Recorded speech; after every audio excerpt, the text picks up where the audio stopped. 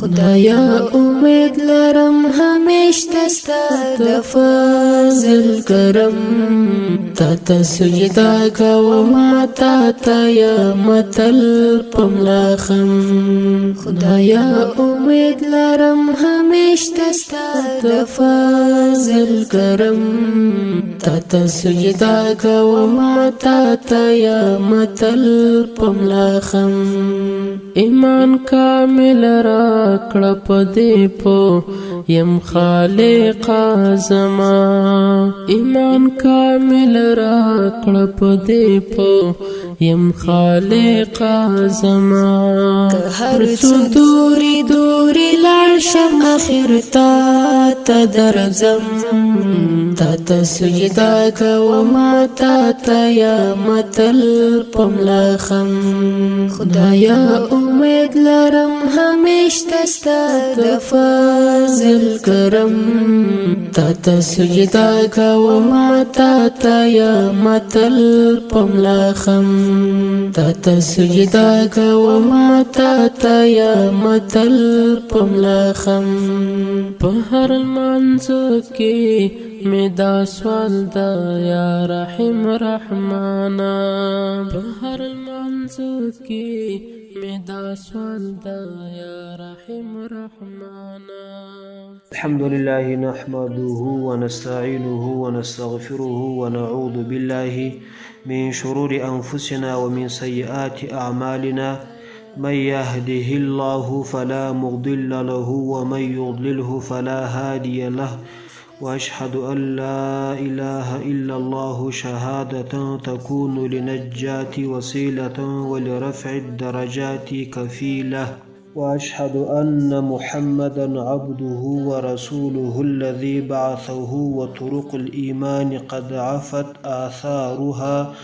وخبت أنوارها ووهنت أركانها وجهل مكانها فشيد صلوات الله وسلامه عليه من معالمها ما عفا وشفى من العليل في تأييد كلمة التوحيد من كان على شفا وأوزح سبل الهداية لمن أراد أن يسلكها وأظهر كنوز السعادة لمن قصد أن يملكها أما بعد قال النبي صلى الله عليه وسلم وعن عثمان رضي الله عنه قال قال رسول الله صلى الله عليه وسلم من توضأ فأحسن الوضوء خرجت خطاياه من جسده حتى تخرج من تحت أظفاره متفق عليه صدق النبي الكريم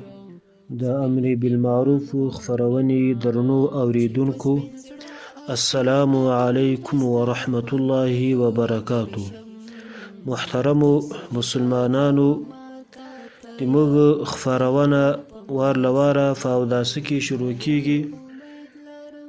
سر کې د اوداسو فضایل بیانو ورسته د اوداسو متعلق مسائل بیانو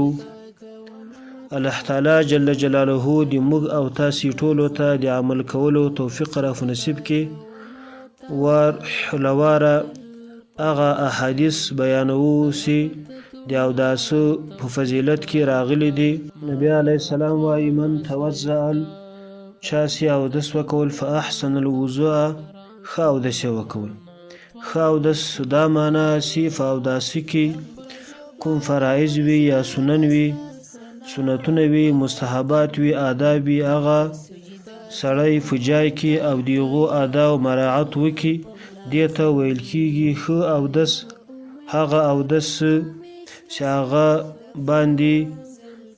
نیکي وي مرتب دي هغه اودس چې هغه مؤثر ګرځي هغه اودس په هغه باندې سړی ته په لمانځه کې عاجزي پیدا کیږي هغه اودس ته چې کوم شیان په اوداسه کې سنت وي یا مستحب وي یا فرض وي او یا هغه ادبونه یا هغه دعاوی سر نبی علیه السلام چې را نقل شوي دغه حسن او خو اودس ته خرجت وبوزي خطاياه صغيره گناهونه مراد له خطاياه څخه صغيره گناهونه دي نو کوم گناهونه سلده چې سوی فلاس باندې یا په خو باندې او یا په سترګو باندې، په خوله باندې، په نورو اندامو باندې الله تعالی به د اوداسو په واسطه باندې له سړي چې دغه ګناهونه وباسي، یعنې الله تعالی به ورته معاف کړي او الله تعالی جل جلاله به توفیق د توبې ورکړي له دې چې دی به له کبیره ګناهونو چې توبه وکاږي او د صغیره ګناهونو به الله تعالی معافي ورته وکړي. حتی تر دې پورې حدیث کې راځي چې من تحت اظفاره، چې الله تعالی به د اوداسو په برکت باندې، د اوداسو فضیلت باندې د دو هغه ګناهونه موجي چې هغه له نوکانو لاندې دي، یعنی دا معنا چې پاک به له هغو ګناهونو څخه پاک شي چې له ده چې په لاسو باندې یا په نورو اندامو باندې سوي دي په فضیلت اوداسه باندې. نو محترمو مسلمانانو، دغه حدیث شریف کې راغلی ده چې خرجت خطایاه. نو بعضې مفسرین د حدیث سوال کوي چې دا خطایا ګناهو ته ویل کېږي، دا وتل یا داخلېدل دا خو په ګناهو کې نه راځي، دا خو په اجسامو کې راځي. خو مفسرین د حدیث ورته وایي چې مراد له خروج څخه مغفرت ده، یعنی الله تعالی جل جلاله به دې سړي ته په سبب د اوداسه باندې مغفرت وکړي. او بعضې مفسرین د حدیث وایي لکه حافظ سیوطي صاحب هغه وایي دغه حمل په حقیقت باندې ده، یعنی دا ګناوي داسې دي چې د سړي په بدن باندې اثر پیدا کوي، یو قسم توروالی پیدا کوي، په اوداسه باندې هغه اثر د ګناو ختمیږي. او یا وایي چې دا حمل د په مکاشفاتو باندې یا په احوالو باندې، یعنی په کشف باندې یو سړي ته چې یو سړی نیک سړی وي، بزرګ سړی وي، په کشف باندې ورته معلومیږي چې یو سړی اودس کوي او دی ورته متوجه سي، ویني چې دغه د دې سړي له لاسو چې ګناوي خارجيږي وځي، او یا یې له پښو چې ګناوي وځي، او یا یې له سترګو چې ګناوي وځي. نو وتل د ګناو دا معنا چې د اوداسو په سبب باندې الله تعالی دې سړي ته مغفرت د ګناو کوي. او یا دا معنا چې له ګناو چې یو اثر په اندامو باندې پیدا کیږي، هغه اثر د ګناو چې د هغه د اوداسه په واسطه له بدن څخه وځي. او یا دا معنا چې سړي ته معلومیږي یو نیک سړی وي، بزرګ سړی وي، د کشف سړی وي، هغه ته دا معلومیږي چې دې سړي چې د دغه اوداسه په واسطه باندې له لاسه ګناوي وځي او یا له پښو باندې کومې ګناوي کړي خارجيږي. نو دغه حدیث شریف مبارک په فضیلت اوداسه کې ده چې سړی اودس کوي، نو په سبب د اوداسه باندې الله تعالی دې سړي ته مغفرت د ګناهونو کوي. بل حدیث کې راځي ابو هريره صاحب رضی الله تعالی عنه روایت کړی ده چې کله یو مسلمان اودس کوي چې مخ فرې مینځي، نو هغه ګناهونه چې دوی په مخ باندې کړي، مثال ګناه ته یې کتلی وي او یا یې ګناه اورېدلی وي او یا یې بل د ګناه کار کړی وي، نو هغه ګناوي چې له مخ سره تعلق لري الله تعالی جل جلاله یې په پرېمنځلو د مخ باندې ورته معاف کړي. نو له دغه اوبو سره چې اخري څاڅکی د اوبو د حدیث کې راځي، له دې سره دا ګناوي خارج شي، ووځي یا خارج شي، او یا دا معنی چې الله تعالی مغفرت ورته وکړي. نبی علیه السلام وایي چې کله دا سړی لاسونه فرې مینځي، نو هغه ګناهونه یې له لاسو څخه خارج سي چې کوم ګناهونه ده په لاس باندې کړي وي، الله تعالی مغفرت د هغو ګناهو ورته وکړي چې ده په لاس باندې کړي وي. او چې کله دغه سړی پښې پرې مینځي، نو هغه ګناهونه چې ده په پښو باندې کړي وي، یعنې د ګناه جای ته تللی وي، نو دا ګناوي له هغو اوبو سره خارج سي چې کومو اوبو باندې پښې پرې مینځلې، الله تعالی یعنې الله تعالی ورته معافي او مغفرت وکوي. نو تر دې پورې چې دا سړی په کولو د اوداسه باندې له ګناه څخه صفا سي او له ګناه څخه پاک ووځي. او مفسرین د حدیثو وایي چې کله بیا دا سړی بسم الله الرحمن الرحیم هم ورسره وایي، نو یوازې د اوداسه اندامونه نه بلکې ټول اندامونه یې الله تعالی له ګناهونو ورته معاف کړي، الله تعالی له ګناهو څخه پاک و صفا کړي. نو بعضې روایتو کې راځي چې په ویلو د بسم الله الرحمن الرحیم باندې د سړي ظاهر و باطن پاک سي، ظاهر یې په اوداسه باندې پاک شي او باطن یې په بسم الله الرحمن الرحیم پاک شي. نو اگر که اندامونه په احادیثو کې دغه حدیث کې د اوداسه اندامونه ذکر دي، خو مفسرین وایي مرقات لیکلی دي چې په ویلو د بسم الله الرحمن الرحیم باندې د اوداسو له اندامو بغیر نور اندامونه الله تعالی ورته پاکي له ګناهونو څخه الله تعالی ورته معافي او مغفرت. بل روایت کې راځي نبی علیه السلام فرمایي یو مسلمان چې اودس وکړي او ښه اودس وکړي. ښه اودس دا معنا لري چې د اوداسو سنتونه او مستحباتو آداب په ځای کې هغه دعاوې چې په اندامو باندې ویل کېږي له نبی علیه السلام چې رانقل شوي دي. نو نبی علیه السلام وایي څوک چې اودس وکړي ښه اودس وکړي بیا له اوداسو وروسته سړی ودرېږي او 2 رکعاته لمونځ وکړي تحیة الوضو په داسې رقم باندې نبی علیه السلام وایي مقبلا علیهما بقلبه ووجهه مرقات حمانه کړې ده چې دا سړی په ظاهر او باطن باندې متوجي، هم یې ظاهر برابر وي د لمانځه خواته هم یې باطن برابر وي. معنا دا چې دا سړی 2 رکعاته لمونځ له اوداسو وروسته په ښه توجه باندې وکړي نو الله تعالی به دې سړي ته واجب کړي جنت الا وجبت له الجنه، یعنی معنا دا ده چې الله تعالی به جنت ته داخل کړي په خپل فضل سره. په داسې رقم باندې چې الله تعالی له خپلې وعدې سره مخالفت نه کوي، یعنی داسې به چې لکه په چا باندې یو شی واجب وي نو الله تعالی به دا سړی په خپل فضل باندې په سبب د دغه اوداسه باندې او دا وروسته تحیة الوضو باندې چې وروسته بحث را روان ده نو په فضیلت اوداسو او د تحیة الوضو د لمانځه به الله تعالی جنت ته داخل کړي. بل روایت کې راځي نبی علیه السلام مبارک فرمایي و یو سړی چې اودس وکړي او کامل اودس وکړي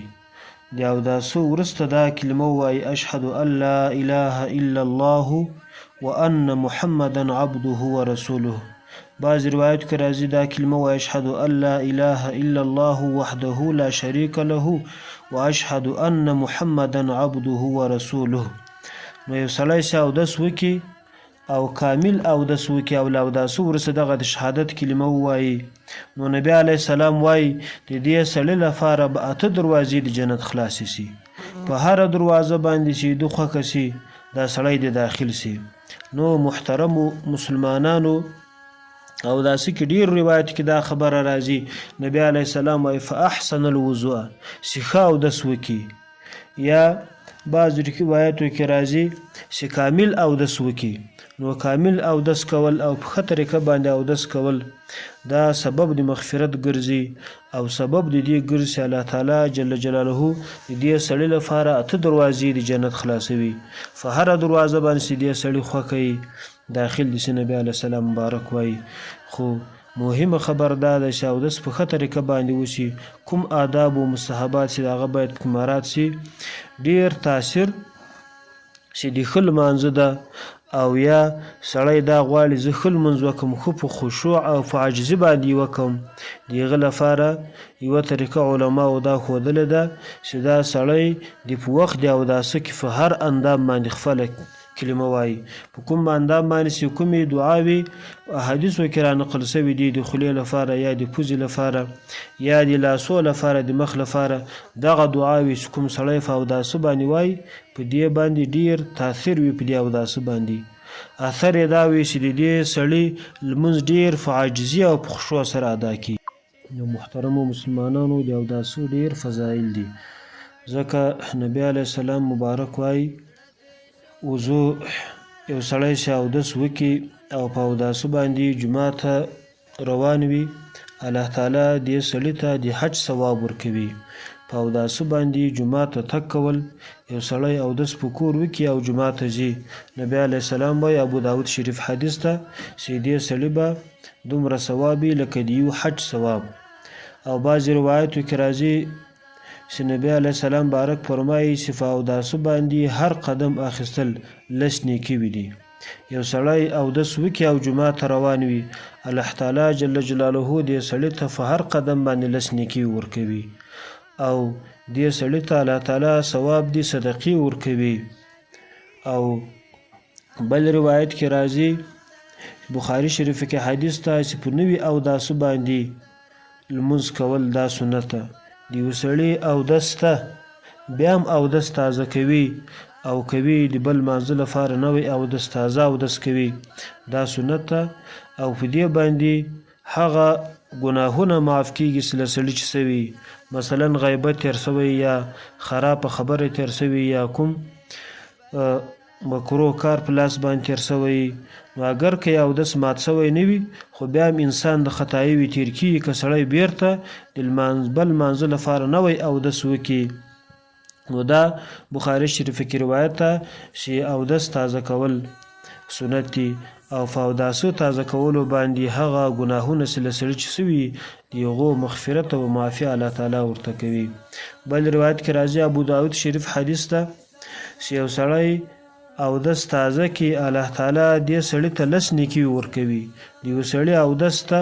لمونځ یې کړی ده د بل لمانځه لپاره یې بل اودس وکول اودس یې تازه کو د دې سړي لپاره الله تعالی 10 نیکي ورکوي.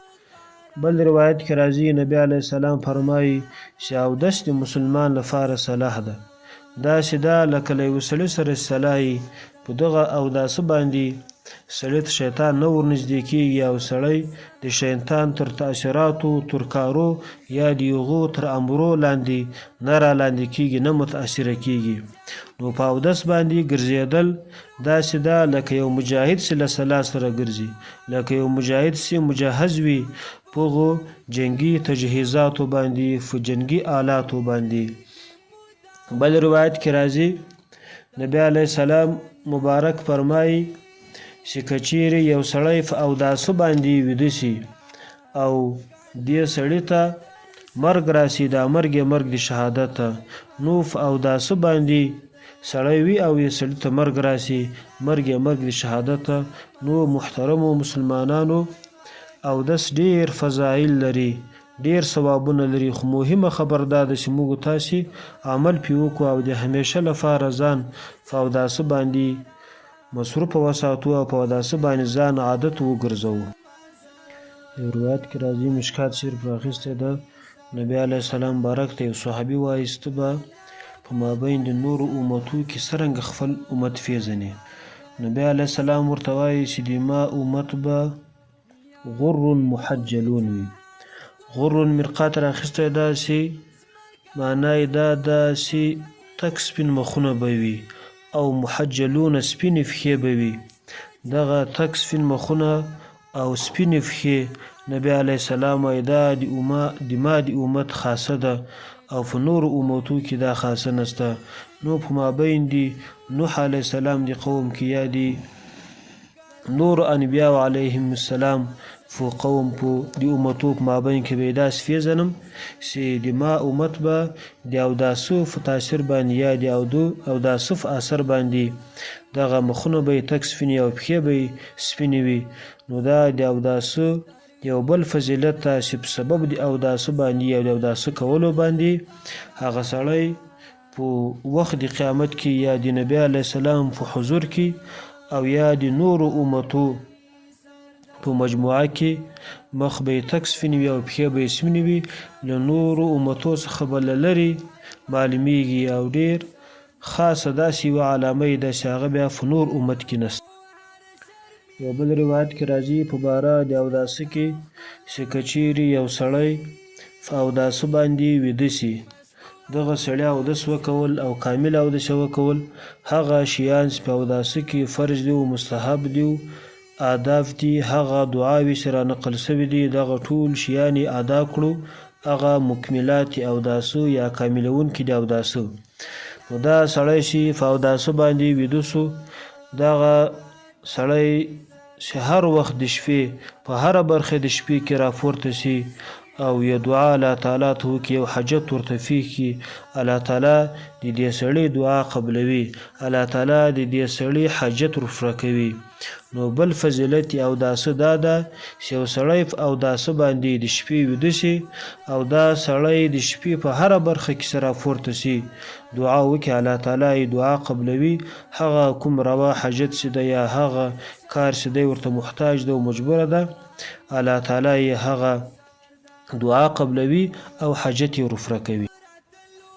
بل روایت کنز العمال کې راځي چې یو سړی اودس وکړي له اوداسه وروسته آیت الکرسي ووایي. آیت الکرسي وروسته راځي انشاءالله چې موږ تاسې ورورسېږو په فضیلت قرآن کریم کې. آیت کرسي داسې یو آیت ده چې تقریبا په 14 جملو د توحید باندې مشتمله ده. 14 جملې یا 14 کلامه د توحید پکې راغلي دي، او د الله تعالی توحید او وحدانیت په آیت کرسي کې بیان شوی ده، هغه بیا په بل داسې آیات کې نه ده بیان شوی. نو روایت کې راځي یو سړی چې آیت کرسي وایي او له آیت اسمانه سړی چې اودس وکړي له اوداسه وروسته آیت الکرسي ووایي، الله تعالی به د دې سړي درجه 40 درجې لوړې کړي، او الله تعالی به 40 حورو سره به د دې سړي شادي او ازدواج او نکاح وشي. نو دا د اوداسه یو برکت یو فضیلت ته سړی اودس وکړي له اوداسه وروسته آیت الکرسي ووایي، الله تعالی به د دې سړي 40 درجې رتبه او درجه ورلوړه کړي، او له 40 حورو سره به د دې سړي نکاح کول کیږي. بل روایت کې راځي که یو سړی اودس وکړي له اوداسه وروسته سورة القدر ووایي، نو د دې نوم به په دفتر د شهیدانو کې ولیکل شي. او یا بعض روایتو کې راځي چې له اوداسه وروسته 3 وارې ان انزلنا وایي، سورة القدر وایي، نو حشر به د دې سړي له انبیاء علیهم السلام سره کول کیږي. یو بل روایت کې راځي ابو هریره صاحب روایت کړی ده، مسلم شریف راخیستی ده، نبی علیه السلام مبارک صحابه ورته وایي آیا درونه ښیم هغه شی چې په هغه باندې محو د ګناهو کول کیږي او په هغه باندې درجې د سړي لوړیږي. نبی علیه السلام صحابه ورته وایي آیا درونه ښیم هغه شی چې الله تعالی په سبب د هغه باندې سړي ته ګناهونه معاف کوي او په سبب د هغه باندې د سړي درجې لوړیږي. په دې کې نورم ډیر شیان دي. یو په هغو کې نبی علیه السلام وایي اسباغ الوضوء علی المکاره، کاملوالی د اوداسه ده په سختي سره، یعنی یو سړی مریض وي، په تکلیف وي، یا سخته ګرمي وي، او یا ډیر یخ وي، او یا اوبه لرې وي سړی ور روان وي، او یا داسې وي چې اوبه ګرانه وي قیمته وي بیا یې دی اخلي کامل اودس کوي، یا د سړي په بدن باندې درد وي، یا اوبه سخته سړی وي، زمی وي، یخني وي، نو نبی علیه السلام وایي اودس په سختي باندې کول، داسې سختي باندې چې دا کوم مرض وي، تکلیف وي، یا ډیر اوبه ډیرې ګرانه وي، یا بدن په درد و په تکلیف باندې وي، په زحمت باندې وي، نو دغه اودس کول سره له داسې سختي، نو په دې باندې الله تعالی سړي ته د ګناهونو معافي کوي، او الله تعالی جل جلاله د سړي درجې په جنت کې لوړوي. بل روایت کې راځي مشکات شریف راخلي، نبی علیه السلام فرمایي یو سړی چې اودس وکړي او ښه اودس وکړي، ښه اودس مخکې بیان کړی ده چې فرضونه، سنتونه، مستحبات او اهداف کې مراد کې دا د دې سړي لپاره کفاره ده د هغو ګناهونو چې ده مخکې کړي دي. کوم ګناهونه له ده چې مخکې سوي د هغو لپاره کفاره ده. اگر که نکتې او شارحین لیکي چې له ګناهو څخه مراد صغیره ګناهونه دي، خو بعضې شروح لیکي چې الله تعالی بیا دې سړي ته توفیق د توبې ورکوي، نو په سبب دی د اوداسه باندې چې دا سړی همیشه په اوداسه باندې ګرځي، د اوداسه په سبب الله تعالی مغفرت صغیره د وړو ګناهونو ورته وکړي، او په سبب د اوداسه به د سړي ته الله تعالی توفیق ورکړي او له کبیره ګناهونو څخه به توبه وکاږي. نو نبی علیه السلام وایي دا سړی ښه اودس وکړي، نو هغه ګناهونه چې مخکې له ده څخه سوي دي د دغو ټولو لپاره به یې الله تعالی د اودس کفاره وګرځوي، او الله تعالی به د اودس سبب د مغفرت ورته وګرځوي. او په اخر د حدیث کې نبی علیه السلام وایي وذلک الدهر كله، دا ټوله زمانه داسې ده، داسې نه ده چې د اودس په یو خاص زمانه کې یا په یو خاص وخت کې د ګناهونو کفاره ده او په نور وختو کې نه ده، نه، بلکې نبی علیه السلام وایي په اخر د حدیث کې چې دا ټول زمانه یا ټول وخت داسې ده چې اودس کفاره د ګناهونو. محترمو مسلمانانو، اودس زیات فضائل او ثوابونه لري. په وروسته کې د اوداسو فرضونه